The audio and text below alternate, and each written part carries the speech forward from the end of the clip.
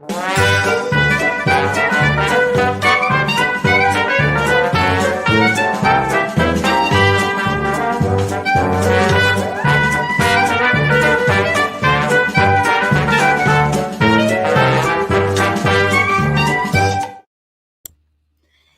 everyone. It's me, Candace, owner of Tubby and Coo's Mid-City Bookshop here at the store, coming at you live. I am so excited about this author event. We are talking romance today, which is always wonderful. And we are celebrating 7 Days in June by Tia Williams, which is a wonderful book. So, of course, we want everyone to buy it. And Tia had a 15-year career actually as a beauty editor for magazines, including Elle, Glamour, and Essence. In 2004, she pioneered the beauty blog industry with Shake Your Beauty. She wrote the best-selling novel, The Accidental Diva, and she has written 2 YA novels, It Chicks and 16 Candles. Her award-winning novel, The Perfect Find, will be adapted into a Netflix film starring Gabrielle Union, which is so exciting. I am so happy for you, Tia. And she is currently an editorial director at Estee Lauder Companies and lives with her daughter and husband in Brooklyn. And Tia will be in conversation with Talia Hibbert, who I know a lot of y'all are fans of, so I'm really excited to have her here as well. Talia is a Black British author who lives in a bedroom full of books, which is wonderful. Of course, we love that. Supposedly, there is a world beyond that room, but she has yet to drum up enough interest to investigate. She is the author of the Brown Sisters series. I know a lot of y'all read that. She writes steamy stories of passion, love, and sarcasm. And we are so happy to have both of you here today. So welcome, Tia and Talia. Thank you so much for being here. Thank you for having us. Absolutely. Of course. And y'all are here to have a conversation, so I will duck out and listen. Okay. Thank you, Candace. Wow. Well, I'm super excited to talk to you about this book, Tia, 7 Days in June. I was so obsessed with this when I was reading this. I kept putting the book down and being like, what? Really? Oh, I'm so flattered because I love your work so much. Thank you. I honestly, seriously, it's one of the best books I've read so far this year. Oh my gosh. But for those who haven't read it yet, how would you describe this story? So it's a second chance romance, which is a trope that I've never really, explored before. So it's about 2 famous authors who meet at a Brooklyn literary event and sparks fly, but unbeknownst to everyone, they actually know each other because they spent 7 very torrid, very romantic days together when they were teenagers. But then they went their separate ways and they never spoke. But we find out that over the past 15 years, they've been communicating to each other through their novels. So yeah, this guy comes back into her life and turns it upside down, basically. Absolutely. So many things I loved about this book, but like you mentioned, Shane and Eva are both authors, and that's significant to their romance in so many ways. What inspires you to write books about writers and literature? Well, the whole write what you know situation. So my first 2 adult novels, because I've also written YA, the first one was the protagonist was a beauty editor. The second one was a fashion editor. And honestly, it's because I was a beauty editor at fashion magazines for the first 15 years of my career. And so I knew that world inside and out, and being one of the only Black women on that scene, it made for very rich storytelling, and I observed a lot of, interesting things. So this time around, I was like, okay, I've done beauty and fashion to death. The other big thing that I am is an author. I'm a novelist, and I've been one my whole life. And I wanted to kind of shed a light on this whole Black Brooklyn literati scene, because we're pretty colorful characters, all from very interesting backgrounds and with, kind of wild points of view. And we each come at writing differently. And I don't really see that a lot in media. I wanted to write about the people I know and the friends that I have, and sort of give us a little platform. I love that. And it was such a great world that you built. It was so kind of rich and glamorous. It felt kind of like a Hollywood story, but with books. Well, that might have been a little me dusting some, pixie dust on it, because as you know, writing is not very glamorous all the time. It's like us in sweats, like unshowered for 4 days, just sweating and braless and like just throwing whatever at the wall and seeing if it sticks. So I personally think that it's quite hard to write creatives, especially authors, because you kind of want to show what they're doing and show that they're really great and skilled, but obviously that's very subjective. So I think that you did a great job of showing them both as experts, even though they write very different types of books. How did you go about kind of figuring out how much of their careers and their writing and storytelling to show? So that's such an interesting question. The way I came at it was I wanted to show how good they were through their respective fandoms. So that's why. So Eva, the protagonist, she writes a vampire erotica series. And I think she's on like her 14th or 15th. And, so she started writing it during the Buffy days, even pre-Twilight. So she like started at the beginning of the whole like vampire craze. So she has a hardcore fandom, like Tumblr fans, and so I wanted to, so without the reader actually reading her work, you can tell from her interaction with her fans that she's pretty major. And so I write a little bit about, I show the Facebook fan accounts and some of the tweets and things like that.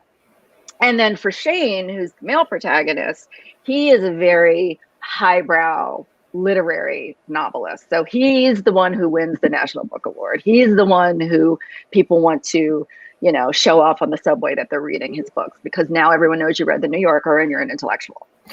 And so with him, I tried to show how important he was by the way people react to him in person. Like, he's one of the few writers, that people will recognize, in person.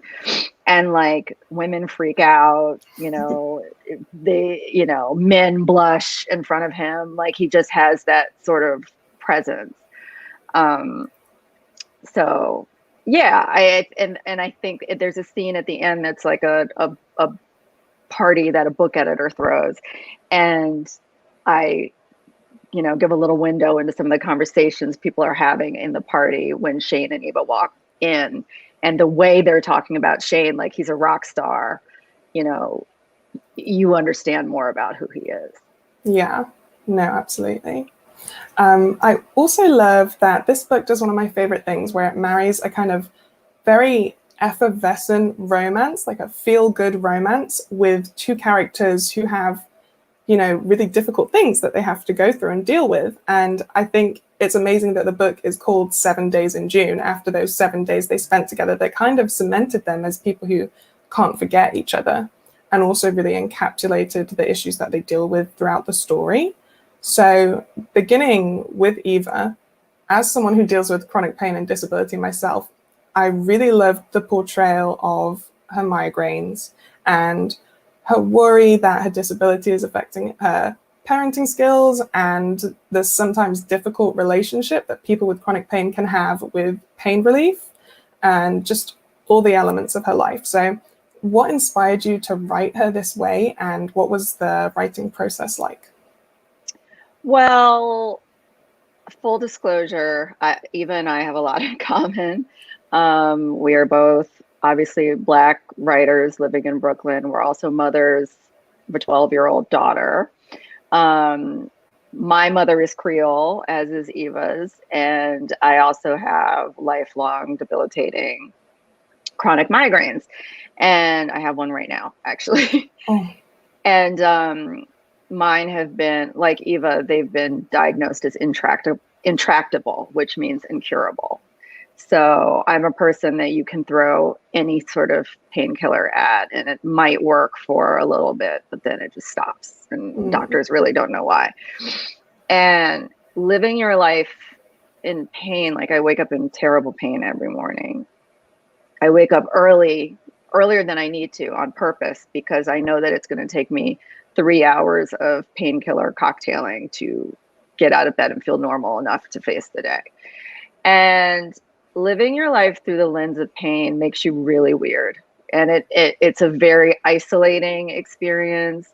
It goes hand in hand with depression because you don't feel normal. And there's an extra layer of trickery involved because you're not limping, you're not bleeding, you haven't lost your hair, you're not on crutches, you're not in a wheelchair.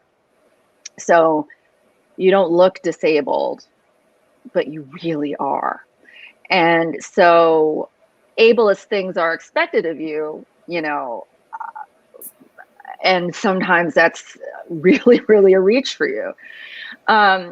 So it's something that I've always wanted to write about, but it's so painful and personal. I didn't really know how. And because I write these sort of sparkling love stories, it's like, does that even have a place? There's nothing sexy or cute or funny about pain. So I was like, how do I do this? So this was really an experiment for me more than anything else. Like, is there a way to infuse this into a love story? And I think it worked. And I think it worked because there are more of us than we realize, Yeah.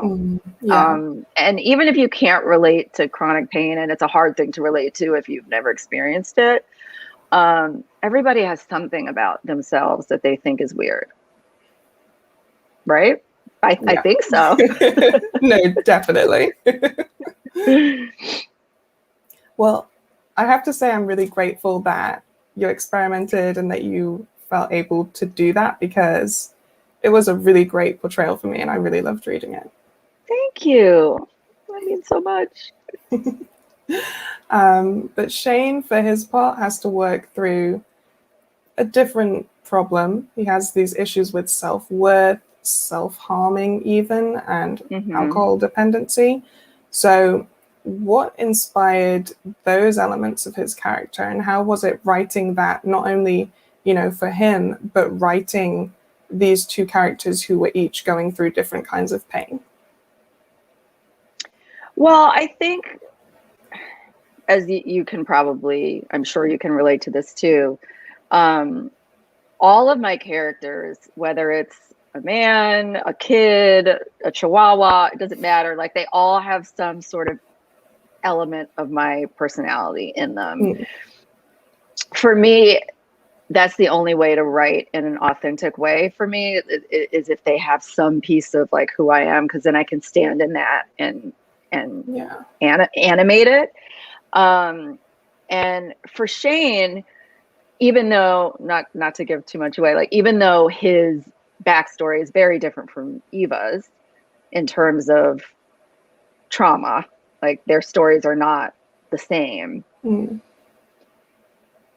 He too is coming from a place of feeling other, of feeling like he can't really relate to anyone else. And that's how I've always felt.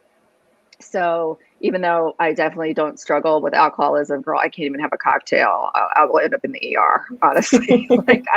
You can't drink with migraines.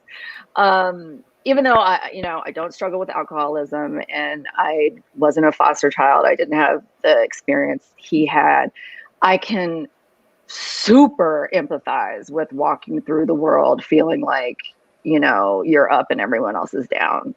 It was just a different outfit. You know what I mean? Like, even Shane and I are all coming from, sort of the same place, just dressed differently. So that's the way I approached it. And I also did a ton of research, because you don't want to step into something and that you are on the outside of and trauma porn it. you know, and I feel like the reader can see that from a mile away. Yeah. You know, like it has to be real. So I researched my butt off. And it's funny that you keep talking about, and I do relate and totally agree, kind of putting elements of yourself in the characters so that you can move from that point. And now that you mentioned that you have a daughter yourself, it makes sense that Eva's daughter was so amazingly written and adorable. And every time she was on the page, I was like, yes, she was fabulous. Thank you. Yeah, I have an Audrey in my house. Yeah, she's 12. When I started writing it, it's so weird how this worked out. I wasn't thinking, it's going to come out in 2021 when my daughter is actually 12. But when I started writing it, she was 9. And Audrey was going to be 9, but then I was thinking, well, not me, my agent actually brought this up. She was like, why don't you just bump her age up just a little bit more so that she can spar convincingly with the adults. And I was like, that's a really good idea. So that's why I made her 12. And it's so funny because who Audrey is who my daughter grew it to be. And I got that whole idea. So Audrey, if you haven't read it yet, is wants to be a celebrity therapist when she grows up, and she's super deep into therapy and reads all these like very intense psychiatric books and self-help books, and has a lucrative side hustle where she has counseling sessions with her classmates and puts them on Snapchat and charges them $20. And it's so ridiculous. And she gets in a lot of trouble. My daughter doesn't have a therapy business, but she is one of because she grew up with, you know, a 40-year-old single mother. It was just the two of us for so long. I've been married. I got married 4 months ago.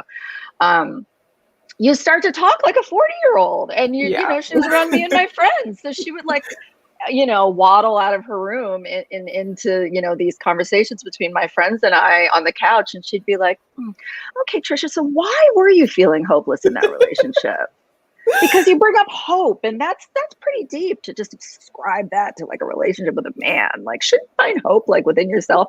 And I swear to you, she talked like this. And so that's where I got the idea for Audrey. I love that. No, because my mum was a single mum as well, and we were really close. So I was like 9, sounding 20 years older. Totally, yeah, because it's almost like, you know, you two are each other's contemporaries. Yeah.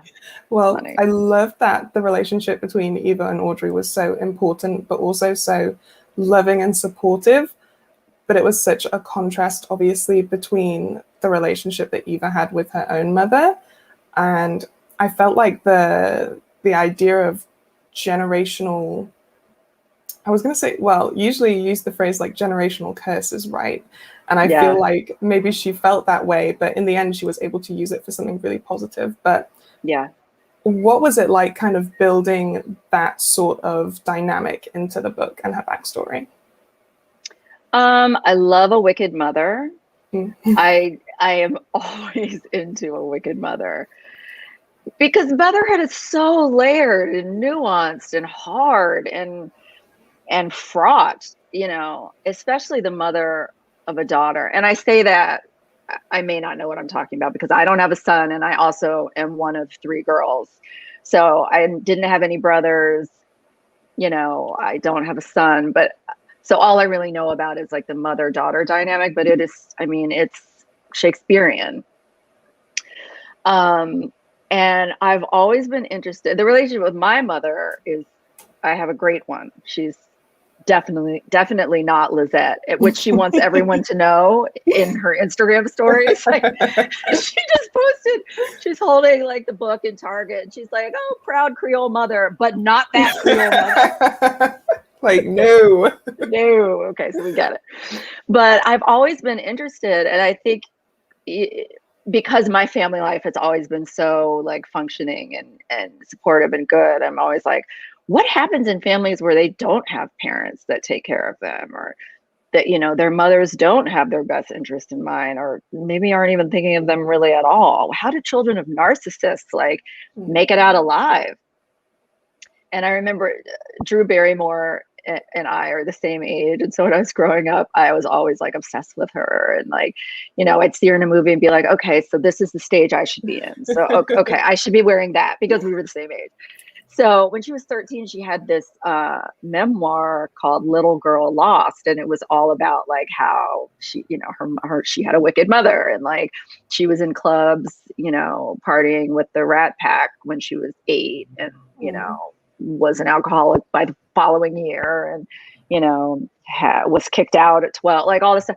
And I remember reading that as a 13-year-old, like, I still need my mommy. Like, I low key still have Barbies in the bin under my bed, you know.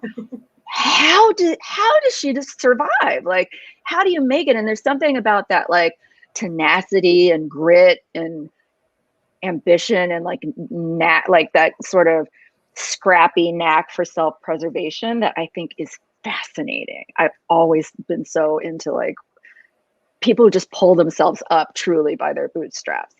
And so that there was a lot of sort of that feeling in Eva's relationship with Lizette, because Lizette was not maternal at all. And just because you have a baby doesn't mean that you suddenly become maternal.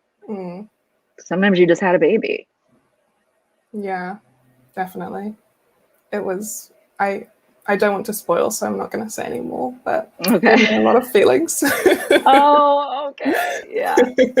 I've been having a lot of people be like, okay, that was a little uncomfortable because my mom was Lizette, you know? Yeah. Although now I feel the need to say my mum was not. I love you, Mummy. Love you, Mommy Hibbert.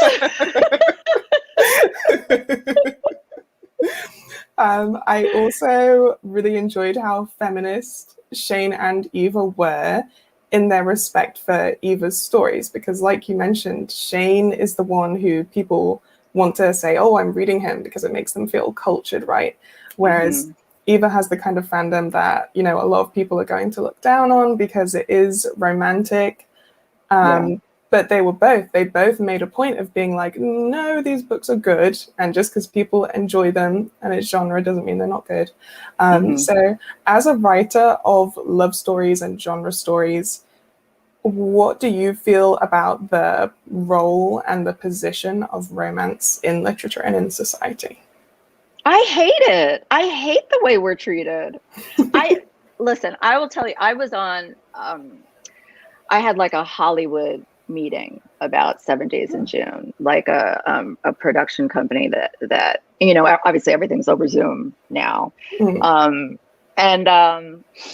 This woman who wasn't the producer, but was like the sort of an acquisitions person, like her job is to like read books and kind of filter them out and decide what, you know, sounds like it can be made into a convincing movie or TV show. There's a title for that. What is the title? I can't think of it. Acquisition something. Anyway, so she was like, yeah. So a producer told me that we really need to be sort of investing in love stories, especially like diverse ones. And so I've been doing a lot of reading of romance, and like, I mean, obviously I'm not a reader of romance, and I have to say I was really surprised by yours. I was like, and I promise you, this is a quote. She said this. I was like, wow, this girl can write. You must really be proud of yourself. When I tell you, I almost jumped through the screen. Like, excuse me? Like, first of all, writing genre, no matter what, sci-fi, horror, romance, Western, it's one of the toughest things to do, because you're writing in a space where people have very strong feelings. And they have expectations, you know, and you better meet them. and the fandoms are very strong, as you know, and there's certain beats that you have to hit, and there's something to be said about, you know, creating something that's commercially successful. Like, people want to poo-poo, you know, pop songwriters, you know, Taylor Swift, Mariah Carey, like these women, these singer-songwriters don't get any credit for being like real musicians, when honestly the hardest thing to do is to write a song that appeals globally. Yeah. You know, like that everyone is going to love. It's like Nathaniel Hawthorne said, easy reading is damned hard writing. And it's true. We should get some respect. Absolutely. I mean, for one thing, surely everyone should get the same level of respect just for managing to write a book. The fact that people are like, oh, you must be so proud of yourself for writing something good. Like, well, ma'am. It's really obnoxious. And the other thing about it, not to go off on a total tangent, but it's like, I think romance get probably is the most maligned genre, and we know why. It's because women love it. And so things that women love have historically, you know, been silly. You just know, being associated with feminine priorities like caring for each other and having a nice time is enough to make it less than. Yeah, then it's silly. I know, it's so unfair. Whew, well, that was a very enjoyable rant. Yeah. But speaking of romance novels, what are some of your favorite romances lately? I love all of yours. Thank you. Also, your covers are so cute. Oh, I know that has nothing to do with anything. Like, they're just so delicious. I love the cover of 7 Days in June. It's so like instantly romantic. Like, you see it and you're like, what? I was blown away. My publisher was like, do you have any idea of like what you want? And I'm not a very visual person, certainly no designer. And so all I said was, I want Black love to look iconic. And that is what I mean, I was like, they did it. They did it. It's so good. Okay, romances I love. I loved, was it Beach Read? Beach Reads? Emily Henry. I read it twice. So I loved that. I know I'm late to the game, but I just read Normal People. Obsessed. What else have I loved recently? I read, this isn't out yet. It's coming out in July. So it was a galley, but it's called The View Was Exhausting. I can't right now think of the author, but there's two authors. And it just so good. It marries two of the things I love the most, which is the fake relationship trope and like glitzy Hollywood stuff. So it was like a fake Hollywood romance. Can't give it away, but it was exciting. Oh my gosh, it's so good. I wish it's like over in my room and I don't want to get it, but yeah. But I wish I could remember the writers' names. But if you just Google The View Was Exhausting and pre-order it, it's amazing. It's a cool title. Yeah. As soon as I have to name books I've read, suddenly I've never read a book ever. So you did well just remembering the title. That was tough. Yeah. Especially since, I don't know about you, but when I'm in writing mode, I can't read fiction. I'm still reading, but like I read memoirs and nonfiction stuff, but I can't read fiction because then like through osmosis, it like seeps in somehow. And then suddenly I'm like, oh, where did that paragraph come from? And it's like, oh, her. I had this problem where like whatever I was reading, I used to write in the style of what I was reading and be like, that doesn't sound like me at all. Totally. Yeah. Yeah. So I haven't been doing a ton of reading fiction. I feel like this question isn't super relevant to the book, but I desperately needed to know.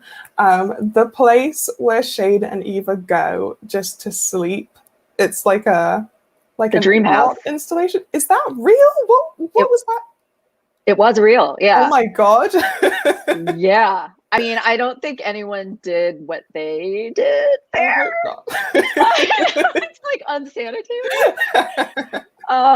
But yeah, Google it. It's like, it's this amazing, like people would go and sleep like in the middle of the workday. And there were these like, trippy purple lights and fluffy pillows and blankets. Yeah. Oh my God, I love that. Right. It's cool. And like, I actually loved, this happens a lot in romance when characters like are doing it somewhere. And I'm like, this is great. This is amazing. But in real life, I would be like, no, stop.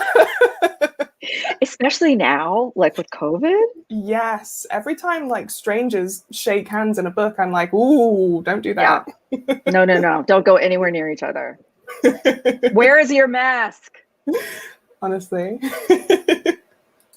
And you did actually mention, this is very exciting. So I was going to say, first of all, that your book, The Perfect Find, is going to be adapted for film, right? With Gabrielle Union, who I'm obsessed with, by the way, which is so amazing. So can you tell us anything about that, first of all?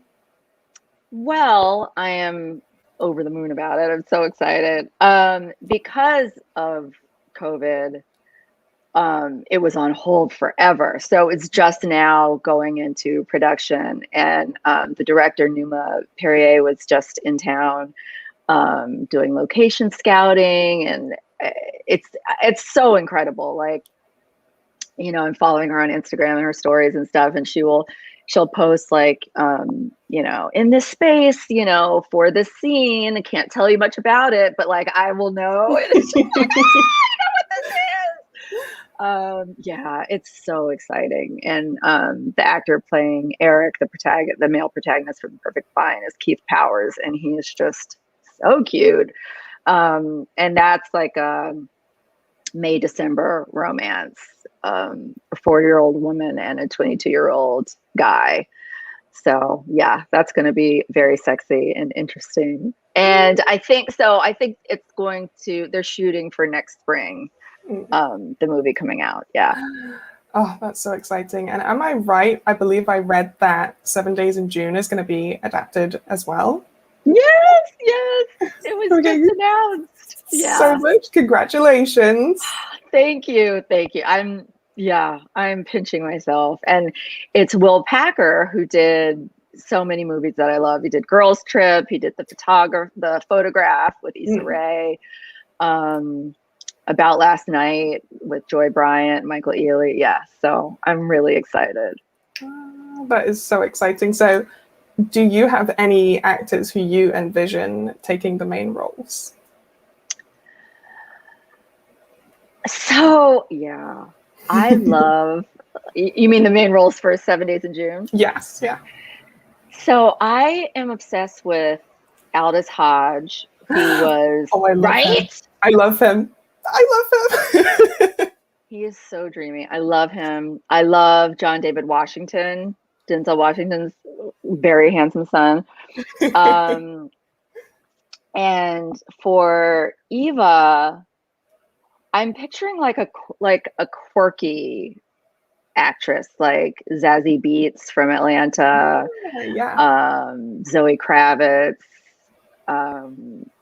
Yeah, and I've already decided that the mom has to be Vanessa Williams because she was a pageant queen, right? Oh my God, of course, yes. Yes. And she can also play like villainous very well. Amazing villainous. Yeah. So, yeah, I'm always casting when I'm writing. I don't know if you do the same thing? No, because I'm really bad with names, so there's no point in me trying. Oh, got it. Yeah, no, I have like a whole Pinterest board, and yeah, I always think about the movie. And now they're going to be made. That is just so exciting. I'm loving all the new romance content on screen that's happening. It's so exciting. Yes, it's about time. We haven't had a lot of romances. No. And now it's all happening. Romance renaissance. I love that. Do you know by any chance what your next story will be. Or I know some authors have to take a very long kind of refilling the well break after writing something. Are you one of those authors, or do you already know anything about like your next love story? You know what's crazy? I know the entire thing and I have no time to write it. It like visited me one afternoon, like this idea, just like, you know, first of all, unwanted, unsolicited, because I am tired. My head hurts. You know, I have a full-time job. I have this Audrey, like I'm pointing to her bedroom. And a new husband, and I don't have any time to do this. But I don't know if this has ever happened to you, and it has never happened to me. It was just a fully formed idea, like from front to back. Like I even have an ending, and I never have an ending. Yeah. Oh my God, I'm jealous. I know. Listen, I'm amazed. In 20 years, this has never happened to me before. It's crazy. Yeah. And I just need to carve out some time to write this. Yes, sometimes that's the hardest part, which is kind of a good problem to have, but still a problem. Yeah, especially when you have chronic illness, because, you know, you're not very dependable in terms of your availability. You know, like I never know how well I'm going to feel from day to day. Yeah. So if I have like a day that is, you know, on a 5 pain scale or lower, then I have to write, because I don't know when that day is going to come back around. So there's always like this sense of urgency when I'm writing. Yeah. So yeah, it can add a layer of stress on top of a situation that is already stressful, writing. Yeah, definitely. It's actually, I've been wondering, you know, obviously writing 7 Days in June, you were writing the story, but then you had to conceptualize Eva's vampire romance and Shane's very serious literature. And you know, they both sounded like books that I would read. Like Shane's would be very stressful and harrowing to me, but it sounded good still. So how did you come up with those stories and kind of tie them into the book the way that you did? It's funny because Lena, my daughter, is like, you should have just written Cursed. Like, why didn't you just write a Cursed book? Read Cursed. It was like, it was indulgent for me because I love horror, and I love, I used to be a big like vampire chick. Like I had a crush on every vampire. I loved Anne Rice growing up. Yeah. And so it was long before I started writing like the real book, 7 Days in June. I had this vampire, which actually it was a vampire in a fairy at first. I had that sort of brewing in the background. You know, writers, like we always have like a whole other like fictional universe like happening in our head. And so I was envisioning Cursed before I even like came up with Eva. And so I was like, oh, this is the perfect opportunity. It's like an excuse to bring Cursed to life. And then I thought it would add, you know, an even more interesting layer if the vampire and the witch were based on, you know, she and Shane. So yeah, but I had to, in order to even, you know, like you mentioned before, I don't like show any of Eva's writing or anything like that. But you know, the fandom talks a lot about what happens in the books. So I came up with a whole outline of her Cursed series from book 1 to book 14. Oh my God. So that I knew, you know, even though I never really talk about it, it just makes it feel more real if the author knows like what these stories are. Yeah. Definitely. So do we have a chance of seeing any Cursed content? We might have some Cursed content. Yes. I even went to Horror Con. Really? Yeah, because I wanted to like understand who these people were that were obsessed with these books. And it was like on the Queen Mary, which is a huge, like, docked, haunted cruise ship in, what was it? Where in California? I don't remember where it was.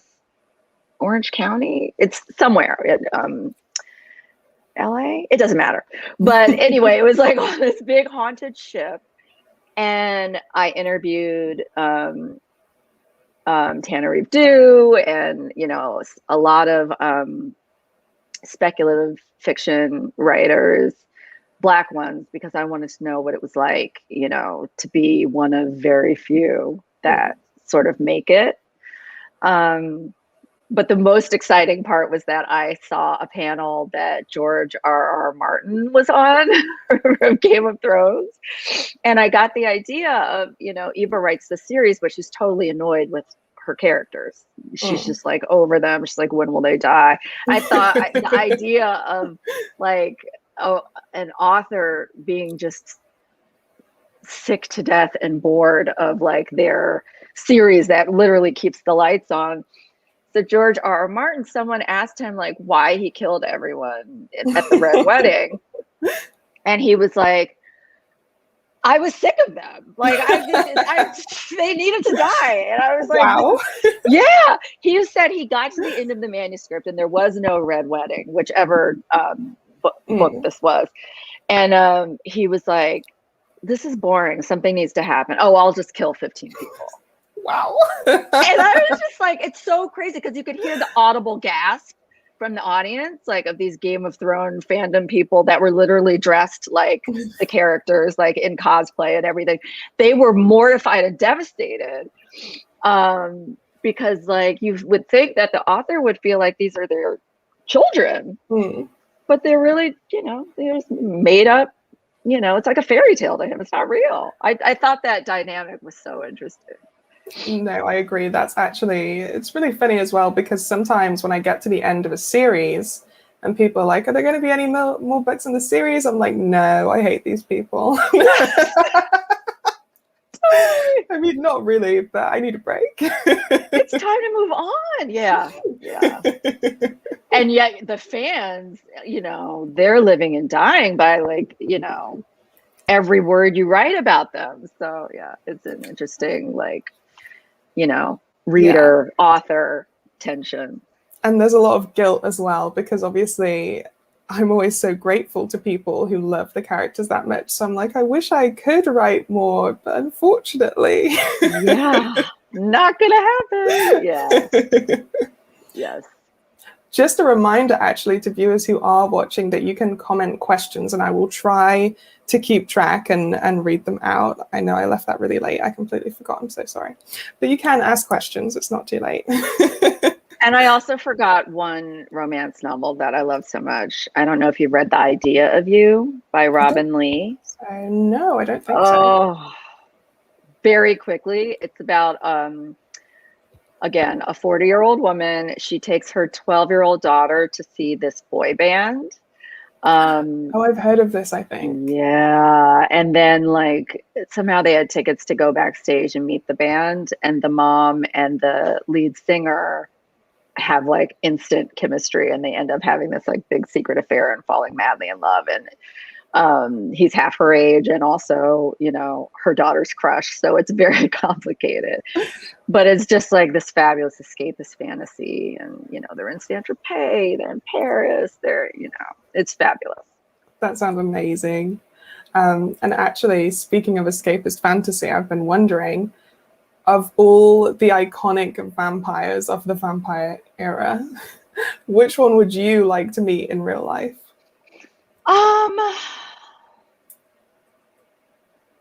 Which vampire would I like to meet? It would have to be a toss-up between Spike and Buffy. Yes, Spike. I mean, Spike is everything. And Lestat. Anne Rice is Lestat. Yeah. Classic. Classic. I love that.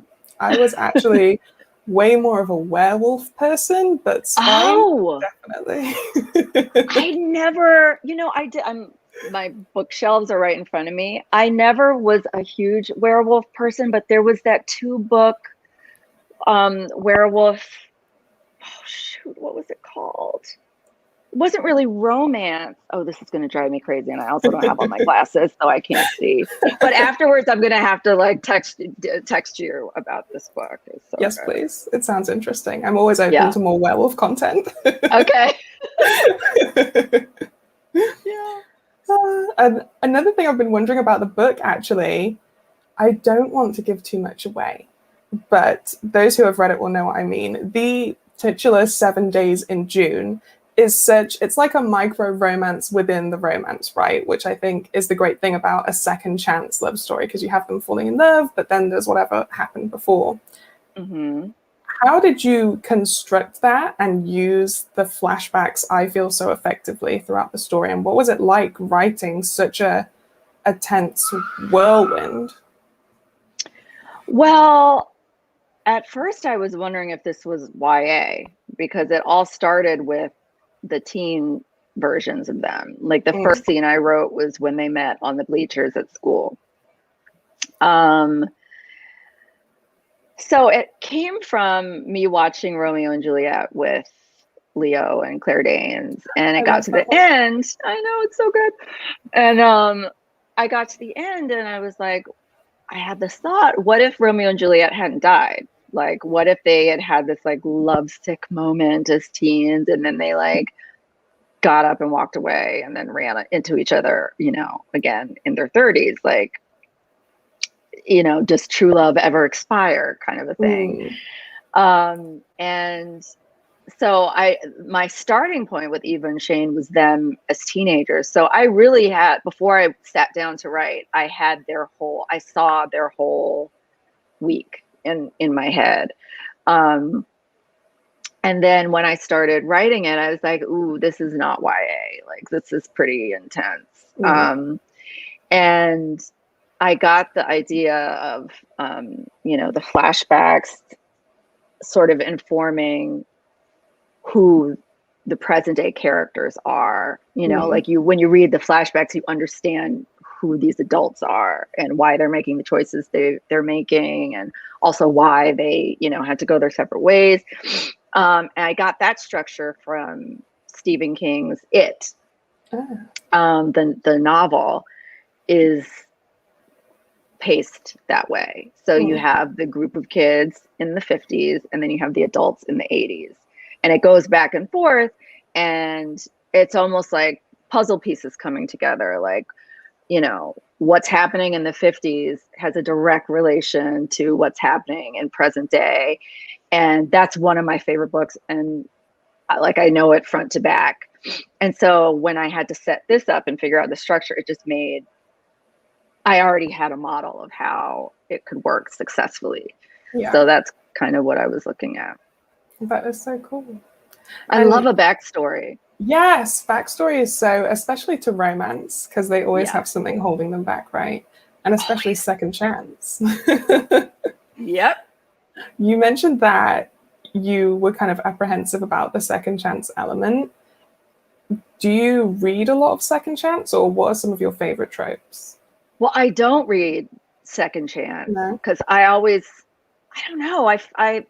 My favorite is enemies to lovers. A banger. Banger. I love that. And, you know, like you did that with Even Jacob. With Even Jacob. You know, and just from the very beginning when he's like, oh, I don't want to like her. Like, oh, but her skin is so soft. Like a bird, or what was it, feathers or something. It was just like, that to me is like the sexiest thing. Like when you know, want to hate this person in front of you, but you just can't, you know, you can't resist like the pull. I love that. So I've never really been into second chance. And I think I stumbled into it because of the specific story, you know? Because that happened to be what the story was. But I've only, my love stories are usually like they don't like each other, or they're not supposed to like each other or something. And then it accidentally happens. Well, there was like an element of that, right? When they meet as adults, because Eva's like, True. Get away from me. Yeah. Yeah. And he's like, oh no, I shouldn't have come. Yeah. It's so Yeah. cute. Yeah. She did not ever want to see him again. But that's another reason why I found Shane such a great hero, because he was such a sweet character who cared so much, sometimes a bit too much, about everyone around him. So where do you feel he falls on the alpha hole to cinnamon roll scale? What a question. Because he is, I mean,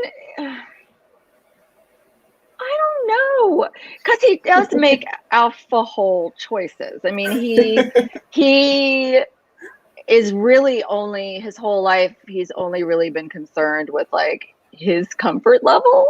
You know, it's like, this is weird, I'm leaving, you know, or I live here now. You know, now I'm a surfer, and oh well, okay, but now I do this, and you know, I've got to move. You know, and he has this thing that we see with like creative men a lot, where they don't take on any responsibilities. Everything is at the,